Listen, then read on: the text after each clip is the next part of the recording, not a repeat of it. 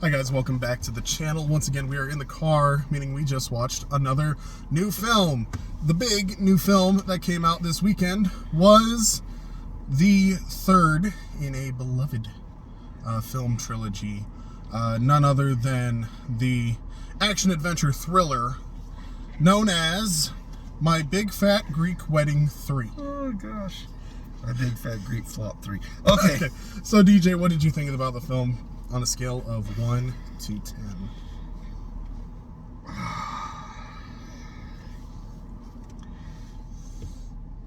I'm going to give it a 6. 6? Yeah. Okay, why? I'm still going to give it a 6. Okay, so a little bit back. This is the third in a trilogy, so there's 2 more before this one. I love the first film. I love My Big Fat Greek Wedding. It is hilarious and fun and silly, and the premise is just crazy, and the family is such a fun part of it. The second one I actually watched for the first time last night before in preparation of this, and I enjoyed that one too. It's not as good as the first one, but it holds a really strongness to it. So if I were to rate those two, I'd give them a 9 and a 7 comparatively. The reason this one, I'm not going to go super low on, but definitely get worse. You know what? That's not true. I'm going to give it a 5. I'm going to change my score. Only because if I'm going to give the second one a 7, this one has to be lower than that. Because it hurts. The biggest downfall that I have of this film that gives it such a low score compared to the other two is the fact that so much of the family is absent from this film. Right. A lot of the beloved characters that you had, the extended family, the aunts, the cousins, they're just not here. They don't show up as much. And you get, the father has passed away, which I understand because the actor passed away. But they make some odd choices in the story and the characters and how everything's done. And it's hard to, it's not hard. The movie's actually pretty easy to follow. It's just not fun to follow. There's some really fun, entertaining moments in the film, but there's these long gaps of just boring in between them. In fact, there's like several scenes where they just shoot like random people sitting on the beach or just random characters like together. That has like nothing to do with the film. Like they just needed filler to fill the 90 minutes. They couldn't even fill a full 90-minute film, so they're just like chucking random footage in here like crazy. And there's so many moments of long, drawn-out scenes that don't mean anything. The content where they're focused on what's going on is good, but it's literally like 30 minutes of the film is solid, and there's just an hour of filler wrapped around it. And it's just rough. The cinematography is really good. Like the shots are great, but a lot of them don't matter. All the characters are still fun and everything, but they're barely in it. And it's just, I don't know. It was entertaining enough that I was like, okay, I can give it a 5 at something, because the solid parts were solid, but it's just so much. What about you? I also give it a 5, just because this film is one of those that it didn't need to be made. It's not a waste of time, but it's not worth rewatching. It is the weakest of the entire trilogy, because the first one, honestly, is probably about a 9. It's a goofy rom-com, but it's timeless. It's got a great story, it's got great characters, and it's got great, funny, comedic moments. Watching it multiple times, it's still fun. The second one is definitely weaker than the first one, but it still has the same feeling, and it feels like a good and the same continuation. Tone. Yeah, it's same tone, and also the timing of that film kind of fits what they were going with that movie. This film is, yes, it's My Big Fat Greek Wedding, but it's missing the dad really brings the entire family together. And the other thing is that the massiveness of the family is in and of itself a character. The family's a character. The house is a character. The neighborhood is a character. All of these different things are what make My Big Fat Greek Wedding so enjoyable. Yeah. And it's all missing from this film. This film has moments that are really good and they set up really well, but then there's stuff that really doesn't make a lot of sense. And it also falls into some of the things that I personally hated about the second one and amplifies them. I'll get into more of that in spoilers. It does, yes. But overall, this film really is just kind of what it gives, it equally takes away. That's a good way to describe it. So every time it gives you a good moment, it gives you something boring or terrible to just rip it away from you. Yeah. It constantly goes, ooh, this is good, this is good, nope. Oh, this is good, nope. This is good, this is good, nope. The whole film is like that. The whole film is like that. And the thing is that it's just like, the acting is good, the actors that they brought back all have a really good chemistry, and obviously they've worked on 2 films previously, and they're able to embody these characters really well. So they're still believable, and they still kind of act like you would think that they would. But there's a couple of things in it that just don't really hit quite right, and the story in and of itself is a mess. Yeah. This film feels like it was meant to be released in 2017, 2018, shortly after the second one came out, but it has moments and jokes and gags and lines of dialogue that belong in 2023, that don't belong in 2017 in film world. So, yeah, overall, it's just one of those things where this film's not really terrible necessarily, but it's not good. I didn't regret watching it, but I will never watch it again. I honestly would say that if you're going to watch it, wait for it to come onto Prime for free or discounted. I don't think it's really worth the ticket price to go out to the movie theater, and you're not going to get anything from the theater experience. Yeah. With this film. With that, let's go spoilers. Okay. Here's some of the things that I didn't like about it that got amplified. In the second film, Ian, Tula's husband, goes from one of the main characters in the film with his own interesting backstory and things like that to a background character. Yep. And in this film, he is so much of a background character, I think the man has 5 lines of dialogue. He's barely in the film. He's barely in the film, and when he is, he's not necessarily talking, he's getting talked at. Yep. The film is happening around him. Yep. And I don't really care for that very much, because Ian was a great character in the first film. Yes. And he was interesting in the second film. But they moved away from him being a co-star to being... It's like each film, he gets pushed further and further into the background. Which, the second one, it works enough because it's mostly focused on Paris. Yeah.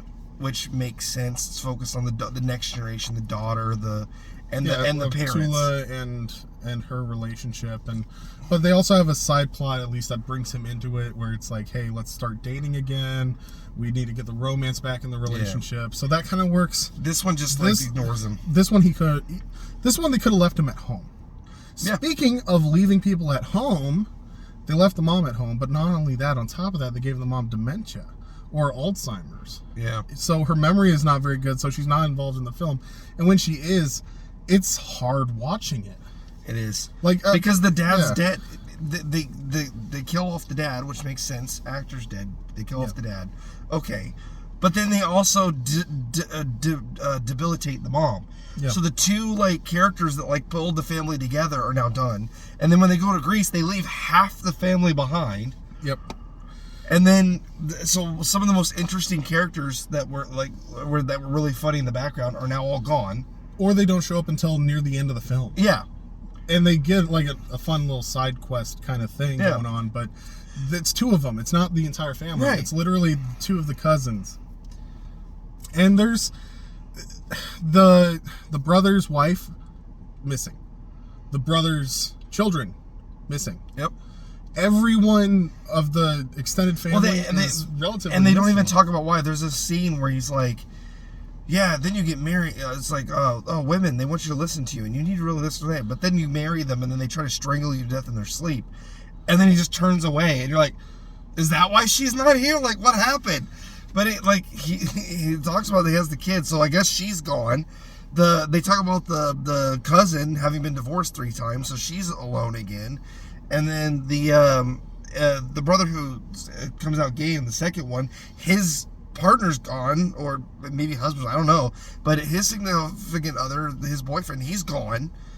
And so all these other characters in their extended family are all gone.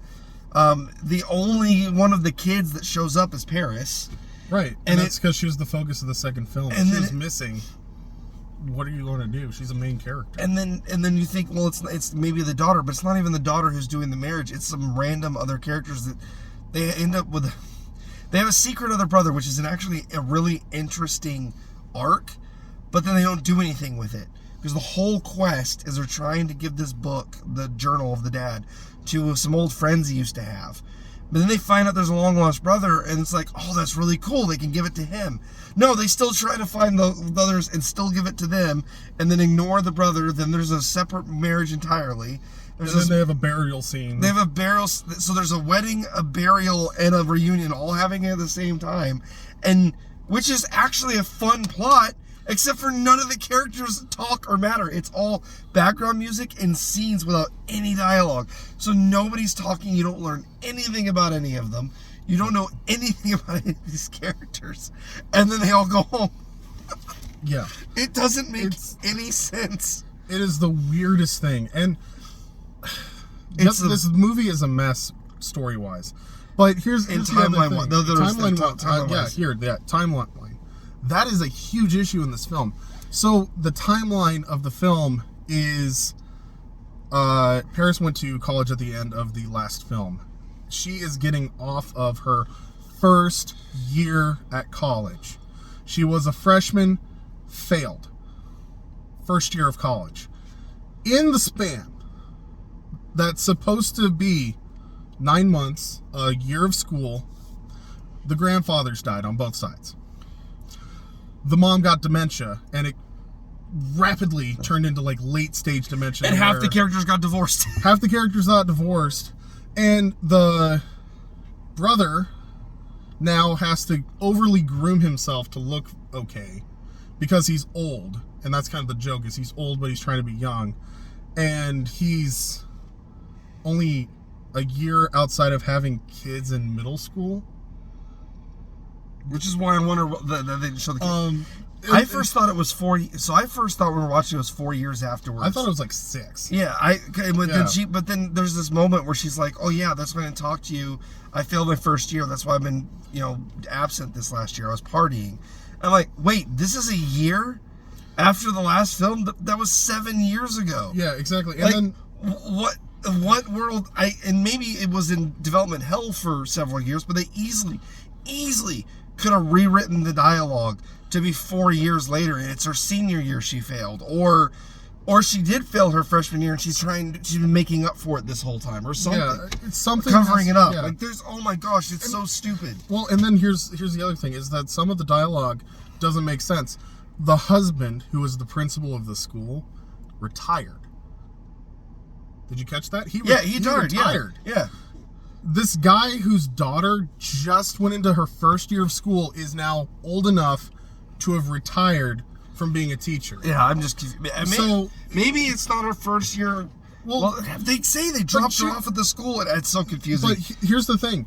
Tula was 30 in the first film. The first film, you have a 17, 18 year gap. 48. So you're telling me that a 48-year-old woman who's probably married to a guy at that point would be 53. You're telling me a 54-year-old man who's a teacher of a public school retired at 54. Chicago. Retired in the Chicago, at 54. In the suburbs of Chicago. So it's like, it doesn't really make sense because there's so much. I know it's kind of nitpicky, but the problem is that it just, all these characters look 7 years older. Yeah. And the thing is, from the first one to the second one, they aged harder in the last 7 years than they did between the first two. That's true. And so they all look very old, and which is, I mean, that's fine because they got older. But the problem is this movie is supposed to be a year after the last one. Yeah. I don't know. It's so confused. It's the whole movie. I thought it was several years later, and then they're like, "Oh yeah, it's been a year." And I'm like, "What?" Like I said, maybe I read it wrong. I'm hoping that someone online will like show the timeline and or maybe make sense of it. Like, oh, actually, she finished school and now she's in graduate school. Because it still doesn't make sense because they literally said we dropped you off and then you messed up. It still makes it sound an awful lot like it's only been a year. So I don't know. And the thing is that they establish so many different like dialogue points that set up old jokes. The fact that they're old, but then it's like you're a year older than you were supposed to be in the last film. This film is just that messy. It doesn't understand its own timeline. Yeah, it's like three different plots, 3 different timelines. It's like a year after school, 4 years after school, and like 7 years later, all at once. It's like they filmed several different ideas, and then they're like, oh, hey, we have enough footage to make a 60-minute film and put it all together, and then just put 30 minutes of filler with like long shots and like weird side stuff. Like there's this moment where Paris finds a nude beach and just takes off her top and jumps in the water, and then it cuts. And like, why was that? The joke was that her family also was at that. Yes. Yeah. But it's just so like randomly in there. It doesn't matter to anything that's going on around it. Yeah. Those kind of jokes were funny in the last ones because the whole family was around and it was the point. But in this one, there's just these weird moments where side characters just do. I don't know. It's weird. There's a lot of just weirdness to the film, and like I said, it feels like this film was filmed as two separate films, or was written as two separate films, and they mashed them together because of Gus dying and COVID. I really feel like they had a film that Gus went back to Greece, and the side plot was going to be that they were going to try to go on vacation, and then they were going to have another one where they discover the long lost brother or something like that. That really tracks, because there's like, I swear, this film feels like they cut out, because the way it's cut and jumbled, it looks like they cut like 40 minutes of film out of this thing and then added 30, because there's so many scenes that would have fit if the dad was still alive. Yeah. That make more sense if the dad was still alive. And then these random moments where they're like discussing the father, but every time they're discussing the father, it seems chucked in there. It's just, I don't know. It's wild. It feels like we're going to film with the mom having dementia and the dad still be alive, and he was going to go back to Greece since she wasn't doing well. It was like one last hurrah. And that's why they had to keep, because it's like they had to keep as much of the footage as they could. They may be wrong here, but this is what it literally feels like. And they just cut whatever they had together and then refilmed a few scenes, because there's like 5 scenes that like talk about the father in a way that it would have made sense for him. Not like there's the scene when they learn about the long lost brother. There's the scene where they talk about him having died, and then there's the one with the ones with the urn. Yeah. Otherwise, the rest of the film, the dad could have been there, because like the whole party scene when they all come and they're talking about the dad and all that. I don't know. It's just really confusing. Or maybe they wrote it for him to be in it, and then once they got to filming, they just rushed it without him. I don't know. Either way, it feels like he was meant to be part of it, and then they chucked him out, and then they just made up for it. Yeah. That's all I got. I'm done. Okay, yeah. The other thing is that it's just, with all the characters that are missing, they didn't adequately replace them. Like, the dad and the mom are big characters, and they aren't adequately replaced. And the eccentric family members are not adequately replaced either. Nope. The most annoying character in the film, in my opinion, is the mayor. Oh, I didn't Victory. care for her. I didn't mind her except for the there was this joke which was like best number 1, and I was like, okay, that's funny, and then does it again, and then again, and about 50 times into the film about the string. Okay, stop. It was funny the first few times. It's not funny anymore now. It's just annoying. Yeah, it's like they decided to get rid of Gus's catchphrases and add a new one. But the problem is that the character that they had with the catchphrases isn't as endearing as I think they wanted them to be. I think that Victor's supposed to be like non-binary, but it doesn't. I guess it kind of shows that, but they never really go much into like much about Vic. I don't even know. You don't at the learn very much beginning, about any of Victory's these like, characters. oh, I'm like related to you through your mom's cousin's brother or something, and then that's all you know, and you don't know the relationship to the town or why Victory's in the town or how Victory became mayor. Just one vote because there's only 6 people left, but why is Victory even there? Because none of these people are Victory's relatives.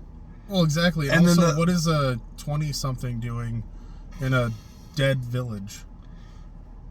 It was. And where are her parents? Yeah, their parents. I don't know. It's just, like I said, I just found her very annoying. Most of the lines that they gave Victory were just kind of annoying. They tried to give the catchphrases to one character, and they put all the tropes into one character because the dad had so many tropes attached to him, and he made them. And then the son and the Syrian refugee girl who get married, like, they have barely any character development at all. Like, you don't know anything about them at all. Yeah, you don't know anything about them at all. And the other thing is that there's only a couple of scenes where they get to know Paris and Aristotle. Mm-hmm.